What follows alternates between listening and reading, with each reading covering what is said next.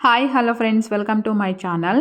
ಹೊಸದಾಗಿ ನಮ್ಮ ಚಾನಲ್ ನೋಡ್ತಾ ಇದ್ದರೆ ಪ್ಲೀಸ್ ಈಗಲೇ ಸಬ್ಸ್ಕ್ರೈಬ್ ಮಾಡ್ಕೊಳ್ಳಿ. ಇವತ್ತಿನ ರೆಸಿಪಿಯಲ್ಲಿ ಡಿಫ್ರೆಂಟಾಗಿ ಕ್ಯಾರೆಟು ಬೀನ್ಸ್ ರೈಸ್ ರೆಸಿಪಿ ಮಾಡೋದನ್ನು ತೋರಿಸ್ಕೊಡ್ತಾ ಇದ್ದೀನಿ. ತುಂಬಾ ರುಚಿಯಾಗಿರುತ್ತೆ. ಮಾರ್ನಿಂಗ್ ಬ್ರೇಕ್ಫಾಸ್ಟ್ಗೆ, ಲಂಚ್ ಬಾಕ್ಸಿಗೆ ಈಸಿಯಾಗಿ ಮಾಡ್ಕೋಬೋದು. ಅಥವಾ ಉಳಿದಿರೋಂಥ ರೈಸ್ ಏನಾದರೂ ಇದ್ದರೆ ಯಾವಾಗ ಬೇಕಾದರೂ ಆವಾಗ ಮಾಡ್ಕೋಬೋದು. ಇನ್ನು ಇದ್ರ ರುಚಿ ಹೇಳೋದಾದರೆ ಸಖತ್ ಟೇಸ್ಟ್ ಕೊಡುತ್ತೆ. ಮಾಡೋದು ಸಹ ಅಷ್ಟೇ ಸುಲಭ. ಸೊ ಬನ್ನಿ ಹಾಗಾದರೆ ಇದನ್ನು ಹೇಗೆ ಮಾಡೋದಂತಂದೇಳಿ ಒಂದು ಸಲ ಚೆಕ್ ಮಾಡೋಣ. ಮೊದಲೇದಾಗಿ ನಾನಿಲ್ಲಿ ರೈಸ್ ಮಾಡೋದಕ್ಕೆ ಈಗ ಆಲ್ರೆಡಿ ನಾನು ಒಂದು ಕಡಾಯಿಗೆ ಸ್ವಲ್ಪ ಎಣ್ಣೆ ಹಾಕ್ಕೊಂಡು ಅದು ಬಿಸಿ ಆದಮೇಲೆ ಶೇಂಗಾನ ಸ್ವಲ್ಪ ಫ್ರೈ ಮಾಡಿ ಇಟ್ಕೊಳ್ತಾ ಇದ್ದೀನಿ. ಶೇಂಗಾನ ಈ ರೀತಿ ಫ್ರೈ ಮಾಡ್ಕೊಂಡ್ಮೇಲೆ ಅದೇ ಎಣ್ಣೆಗೆ ಸ್ವಲ್ಪ ಸಾಸಿವೆ ಮತ್ತು ಜೀರಿಗೆ ಹಾಕಿ ಅದು ಸ್ವಲ್ಪ ಸಿಡಿದ ಮೇಲೆ 2 ಈರುಳ್ಳಿನ ಈ ರೀತಿ ಸಣ್ಣದಾಗಿ ಕಟ್ ಮಾಡಿ ಹಾಕ್ಕೊಂಡಿದ್ದೀನಿ. ಈರುಳ್ಳಿ ಸ್ವಲ್ಪ ಫ್ರೈ ಆಗ್ತಾ ಇರಬೇಕಾದ್ರೆ ಶುಂಠಿ ಹಾಗೆಯೇ ಬೆಳ್ಳುಳ್ಳಿನ ಸ್ವಲ್ಪ ಜಜ್ಜಿಬಿಟ್ಟು ಹಾಕ್ಕೊಂಡಿದ್ದೀನಿ 1 ಚಮಚದಷ್ಟು. ಹಾಗೆಯೇ 2 ಗ್ರೀನ್ ಚಿಲ್ಲಿನ ಕಟ್ ಮಾಡಿ ಹಾಕ್ಕೊಂಡಿದ್ದೀನಿ. ಈರುಳ್ಳಿನ ಆದಷ್ಟು ಸ್ವಲ್ಪ ಕಲರ್ ಚೇಂಜ್ ಆಗೋವರೆಗೂ ಫ್ರೈ ಮಾಡಿಕೊಂಡ್ರೆ ರೈಸ್ ಅನ್ನೋದು ಟೇಸ್ಟ್ ಚೆನ್ನಾಗಾಗುತ್ತೆ.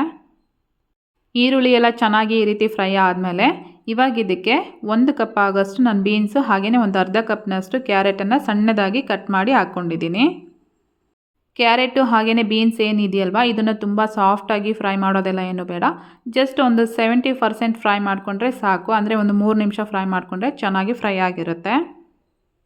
ಕ್ಯಾರೆಟು ಬೀನ್ಸ್ನ ಒಂದು 3 ನಿಮಿಷ ಫ್ರೈ ಮಾಡ್ಕೊಂಡ್ಮೇಲೆ ಇವಾಗ ಇದಕ್ಕೆ ರುಚಿಗೆ ತಕ್ಕಷ್ಟು ಉಪ್ಪು ಹಾಗೆಯೇ 1 ಚಮಚದಷ್ಟು ಅಚ್ಚ ಖಾರದ ಪುಡಿ, 1 ಚಮಚ ಆಗೋಷ್ಟು ನಾನು ವಾಂಗಿಬಾತ್ ಪೌಡರನ್ನು ಹಾಕ್ಕೊಂಡಿದ್ದೀನಿ. ಒಂದು ವೇಳೆ ವಾಂಗಿಬಾತ್ ಪೌಡರ್ ಇಲ್ಲ ಅಂತಂದರೆ ಸಾಂಬಾರು ಪುಡಿ ಆಗಿರ್ಬೋದು ಅಥವಾ ಬಿಸಿಬೇಳೆಬಾತ್ ಪೌಡರ್ ಇರುತ್ತಲ್ವ ಅದನ್ನು ಸಹ ಹಾಕ್ಕೊಂಡು ಮಾಡ್ಕೋಬೋದು. ಈ ಪೌಡರ್ಗಳನ್ನೆಲ್ಲ ಹಾಕಿದ ಮೇಲೆ ಒಂದು ಸಲ ಚೆನ್ನಾಗಿ ಮಿಕ್ಸ್ ಮಾಡಿಕೊಂಡು ಇವಾಗ ಇದಕ್ಕೆ ಒಂದು ಸಣ್ಣ ಕಪ್ ಆಗೋಷ್ಟು ಹುಣಸೆ ಹಣ್ಣಿನ ರಸನ ಹಾಕ್ಕೊಂಡಿದ್ದೀನಿ.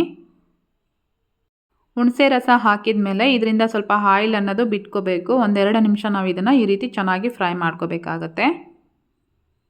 ನಾನು ಮೊದಲಿಗೆ ಶೇಂಗಾನ ಫ್ರೈ ಮಾಡಿ ಇಟ್ಕೊಂಡಿದ್ನಲ್ವ ಅದು ಕಂಪ್ಲೀಟಾಗಿ ಆಪ್ಷನಲ್ ಆಗಿರುತ್ತೆ. ನಿಮಗೆ ಬೇಕು ಅಂತಂದರೆ ಹಾಕೋಬೋದು. ರೈಸ್ ತಿನ್ನಬೇಕಾದ್ರೆ ತುಂಬ ಪ್ಲೇನ್ ಅನಿಸುತ್ತಲ್ವ, ಹಾಗಾಗಿ ನಾನು ಅದನ್ನು ಫ್ರೈ ಮಾಡಿ ಇಟ್ಕೊಂಡಿದ್ದೀನಿ. ಗೊಜ್ಜೆಲ್ಲ ಈ ರೀತಿ ಚೆನ್ನಾಗಿ ಫ್ರೈ ಆದಮೇಲೆ ಇವಾಗ ಇದಕ್ಕೆ ಒಂದು 2 ತಿನ್ನೋ ಅಷ್ಟು ನಾನು ರೈಸನ್ನು ಸೇರಿಸ್ಕೊಂಡಿದ್ದೀನಿ. ನಾನು ಬಂದುಬಿಟ್ಟು ಬಿಸಿ ರೈಸನ್ನು ಹಾಕ್ಕೊಂಡು ಮಾಡ್ಕೊಳ್ತಾ ಇದ್ದೀನಿ. ಒಂದು ವೇಳೆ ಮನೇಲಿ ಏನಾದರೂ ಜಾಸ್ತಿ ರೈಸ್ ಮಿಕ್ಕಿದ್ರೆ ಅದನ್ನು ಸಹ ಹಾಕ್ಕೊಂಡು ಈ ರೀತಿ ರೆಸಿಪಿನ ಮಾಡ್ಕೋಬೋದು. ರೈಸ್ ಹಾಕಿದ ಮೇಲೆ ಒಂದು ಸಲ ಚೆನ್ನಾಗಿ ಈ ರೀತಿ ಮಿಕ್ಸ್ ಮಾಡಿಕೊಂಡು ಕೊನೆಯದಾಗಿ ನಾನು ಇದಕ್ಕೆ ಫ್ರೈ ಮಾಡಿ ಇಟ್ಕೊಂಡಿರೋಂಥ ಕಡಲೆ ಬೀಜ ಹಾಗೆಯೇ ಕೊತ್ತಂಬರಿ ಸೊಪ್ಪನ್ನು ಹಾಕಿ ಮತ್ತೆ ಒಂದು ಸಲ ಈ ರೀತಿ ಚೆನ್ನಾಗಿ ಮಿಕ್ಸ್ ಮಾಡಿಕೊಂಡ್ರೆ ರೈಸ್ ಅನ್ನೋದು ಕಂಪ್ಲೀಟಾಗಿ ರೆಡಿ ಆಯಿತು. ಕೆಲವೊಂದು ಟೈಮಲ್ಲಿ ಮನೇಲಿ ಜಾಸ್ತಿ ರೈಸ್ ಮಿಕ್ಕಿರುತ್ತಲ್ವ, ಆವಾಗ ಏನು ಮಾಡಬೇಕು ಅಂತ ಯೋಚನೆ ಮಾಡಿದಾಗ ಈ ಥರ ರೆಸಿಪಿನ ಮಾಡ್ಕೋಬೋದು. ತುಂಬಾ ರುಚಿಯಾಗಿರುತ್ತೆ. ಮನೆಯಲ್ಲಿ ಅಡುಗೆ ಮಾಡೋದಕ್ಕೆ ಮೂಡಿಲ್ಲ, ತುಂಬ ಟೈಮ್ ಹಿಡಿಯುತ್ತೆ ಅಂತ ಅಂದ್ಕೊಂಡಾಗಲೂ ಸಹ ಈ ರೆಸಿಪಿನ ಟ್ರೈ ಮಾಡ್ಬೋದು. ಮಕ್ಕಳಿಗೂ ಸಹ ಈ ಥರದ ರೆಸಿಪಿ ಮಾಡಿಕೊಂಡ್ರೆ ಅವರು ಸಹ ತುಂಬ ಇಷ್ಟಪಟ್ಟು ತಿಂತಾರೆ. ನೋಡಿದ್ರಲ್ವಾ ಇವತ್ತಿನ ರೆಸಿಪಿ ಇಷ್ಟೇ. ಇವತ್ತಿನ ರೆಸಿಪಿ ಎಲ್ಲ ನಿಮಗೆಲ್ಲ ಇಷ್ಟ ಆಗಿದೆ ಅನ್ಕೋತೀನಿ. ಇಷ್ಟ ಆಗಿದ್ದರೆ ಈ ವಿಡಿಯೋಗೆ ಒಂದು ಲೈಕ್ ಮಾಡಿ, ಕಮೆಂಟ್ ಮಾಡಿ, ಶೇರ್ ಮಾಡೋದನ್ನು ಸಹ ಮರಿಬೇಡಿ. ಮತ್ತೆ ಹೊಸ ರೆಸಿಪಿ ಜೊತೆ ಸಿಗೋಣ. ಅಲ್ಲಿವರೆಗೂ ಟೇಕ್ ಕೇರ್, ಬಾಯ್.